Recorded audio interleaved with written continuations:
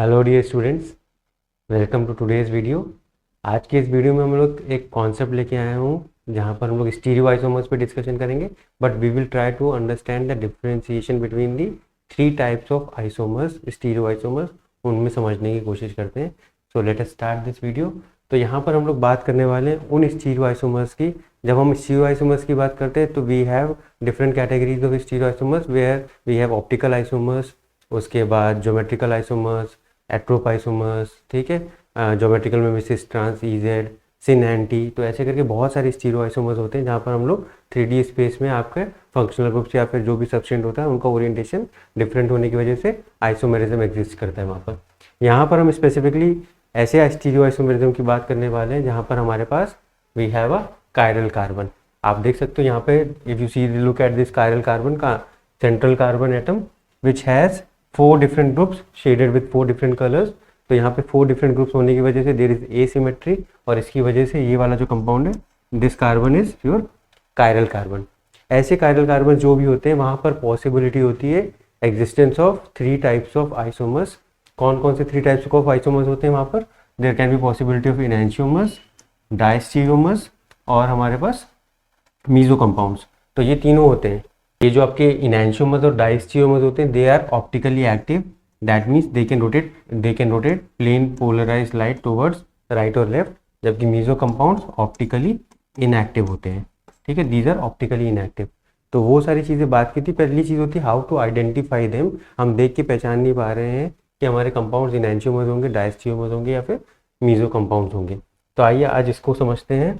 ठीक है, यहाँ पे एक विजुअल रिप्रेजेंटेशन है, this is send by one of my student. ठीक है, प्रार्थना, उसने मुझे बना के भेजा and I thought to include this in our presentation today. ठीक है, जो इनैंशियोमर्स होते हैं उनमें जो कायरल कार्बन्स होते हैं, जिन कार्बन्स पर चारों ग्रुप्स डिफरेंट होते हैं, उनमें जो राइट और लेफ्ट पोजीशन होती है, सपोज करिए ये वाई है, ये एक्स है, तो दूसरे वाले कायरल कार्बन पे, दूसरे आइसोमर में ये एक्स हो जाएगा, ये वाई हो जाएगा। तो बिल्कुल कंप्लीटली ऑपोजिट हो जाता है।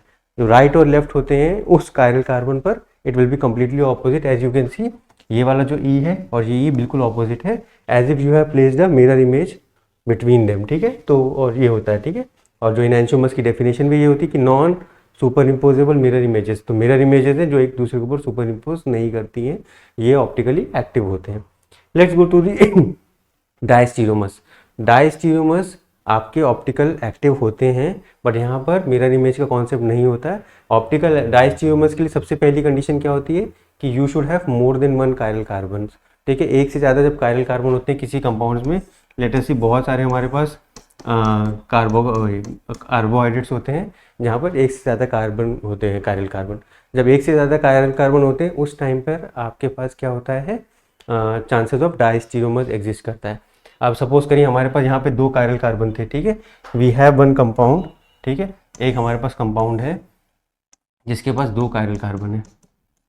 ओके, कुछ भी बोल लो, ये ए है, ये बी है, और ये ए है, ये बी है। ठीक है, 2 कायरल कार्बन है इसके पास। ठीक है, या फिर इसको ऐसा कर देता हूँ थोड़ा सा।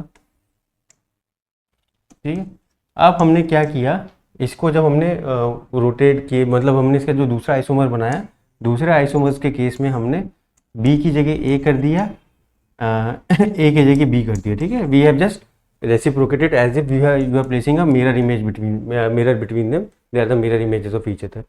ये दोनों क्या कहलाते हैं आपके? ये दोनों कहलाएंगे इनैंशियोमर्स, जो हम लोग ने अभी देख लिया है। सपोज करो मैं क्या करता कि मैं एक जगह पे तो सेम रहने देता और दूसरी जगह पे बदल देता। Now you see, if you compare these and these two together, one chiral carbon I have changed the orientation and the other chiral carbon I have retained the orientation. Now this is called as partial rotation. Partial rotation होने की वजह से जो हमें compound मिलते हैं, वो वाले जो कंपाउंड होते हैं वो आपके क्या कहलाते हैं, इन diastereomers. So this is what representation is here. Here is a partial rotation, जिसकी वजह से पूरा रोटेट नहीं किया हमने, कंप्लीटली ऑपोजिट नहीं किया, कुछ को ऑपोजिट रोटेट किया, कुछ को रोटेट नहीं किया। That gives you, that results in the formation of diastereomers. तो diastereomers is equal to partial rotation, enantiomer is equal to complete rotation. जो इस आइसोमर में होगा उसको ऑपोजिट इसमें करना है। इसमें कुछ पार्ट हो सकता है, कुछ पार्ट नहीं हो सकता है। यहाँ पर दूसरी कंडीशन है कि मोर देन 1 कायरल सेंटर होने चाहिए। और थर्ड कैटेगरी मीजो कंपाउंड। अब मीजो कंपाउंड या आपके क्या होते हैं, कायरल कार्बन होते हैं, बट ये आपके इंटरनल सिमेट्री की वजह से ऑप्टिकली इनएक्टिव हो जाते हैं। ये वाला ऑप्टिकली एक्टिव है, ये वाला ऑप्टिकली एक्टिव है, ये वाला ऑप्टिकली इनएक्टिव है। कैसे? इसी एग्जाम्पल से पता चल रहा है। जब हम रोटेशन कर रहे थे इस कंपाउंड का, तो यहाँ पे जो रोटेशन हुआ आप देखोगे, इस रोटेशन की वजह से दो सेम जो ग्रुप है वो एक साइड पे चले गए, जो सेम ग्रुप है एक साइड पे चले गए। एज इफ ऐसा महसूस हो रहा है यहाँ देखने से कि यहाँ पर हमने बीच में एक मिरर लगा दिया, एक दूसरे की मिरर इमेज बना दी हमने। So now this is called as internal plane of symmetry. हमारे कंपाउंड में सिमेट्री नहीं था, बट रोटेशन की वजह से, पार्शियल रोटेशन की वजह से कुछ ऐसी कॉन्फॉर्मेशन क्रिएट हुआ, कॉन्फ़िगरेशन, जहाँ पर आपका क्या हुआ, इंटरनल सिमेट्री क्रिएट हुई। अब इंटरनल सिमेट्री क्रिएट होते ही ये कंपाउंड क्या बन जाएगा, ऑप्टिकली इनएक्टिव। कोई भी पॉइंट टाइप ऑफ सिमेट्री अगर आप मॉलिक्यूल में इंट्रोड्यूस कर दे रहे हैं, वो कंपाउंड आपका ऑप्टिकली इनएक्टिव बन जाता है। तो मीजो कंपाउंड्स के बाद दो कायरल कार्बन होने के बावजूद भी they cannot show any optical activity, they cannot rotate plane polarized light because of this internal symmetry। तो इसको पहचानने का सबसे अच्छा तरीका है कि ये आपस में आप देखोगे कंपाउंड के अंदर ही आपका वो बन जाएगा, क्या कहते हैं, इंटरनल प्लेन बन जाएगा, जिसकी वजह से वो हो जाएगा। बेस्ट एग्जांपल इसका मैं बताता हूँ आपको, टार्टरिक एसिड का। ठीक है, तो टार्टरिक एसिड में आपका दो कायरल कार्बन होते हैं। ठीक है, एक तो ये हो गया, पहला हो गया। ठीक है, अब इसका ये मिरर इमेज बना दो आप, COH CHOH COH। ठीक है, तो ये तो एक दूसरे के एनांटियोमर्स बन गए। और एक तीसरा कंपाउंड बनाओ जहां पर आपने एक को रोटेट करो, दूसरे को रोटेट मत करो। तो मैं पहले वाले को रोटेट नहीं कर रहा हूँ, दूसरे वाले को रोटेट कर दिया। अब ये वाला जो तीसरा कंपाउंड है, ये वाला आपका मीजो बन जाएगा। ठीक है, बिकॉज यहाँ पर आपकी इंटरनल सिमेट्री आ चुकी है, इसलिए ये मीजो कंपाउंड है। ये दोनों एनांटियोमर है। इसको और इसको कंपेयर करोगे, दिस विल बिकम डायस्टीरियोमर। इसको और इसको कंपेयर करोगे तो डायस्टीरियोमर, क्योंकि एक जगह पे रोटेशन किया, एक जगह पे रोटेशन नहीं किया है। और समझने के लिए एक और मैंने बेस्ट एग्जाम्पल लेके आया हूँ। लेट अस से सपोज कि हमको पता है एक आर आइसोमर होता है जो डेक्स्ट्रो, उसको अगर हमने एस कर दिया, that means these two are enantiomers, एक दूसरे के अपोजिट है। अगर एक से ज़्यादा होते हैं तो हमारे पास R R R S combination हो सकते हैं। अगर मैं आर आर को एस एस में कन्वर्ट कर रहा हूँ, कंप्लीटली ऑपोजिट कर रहा हूँ, I am leading to the formation of enantiomers. ये दोनों जो पेयर हैं वो आपके इनएंटियोमर्स कहलाते हैं। ठीक है, उसके अलावा आर आर को आर एस में किया, एक को रिटेन किया, एक को चेंज किया, हमें क्या मिल रहा है, डायस्टीरियोमर। आर एस को एस एस में कर रहा हूँ, एक को रिटेन किया, एक को चेंज किया, हमें क्या मिल रहा है, डायस्टीरियोमर। एस एस को एस आर में, एक को रिटेन किया, एक को चेंज किया, डायस्टीरियोमर। यहाँ पर भी डायस्टीरियोमर। और जबकि एस आर को आर एस किया, आर आर को एस एस किया, यहाँ पर हमको क्या मिल रहे हैं, इनएंटियोमर्स।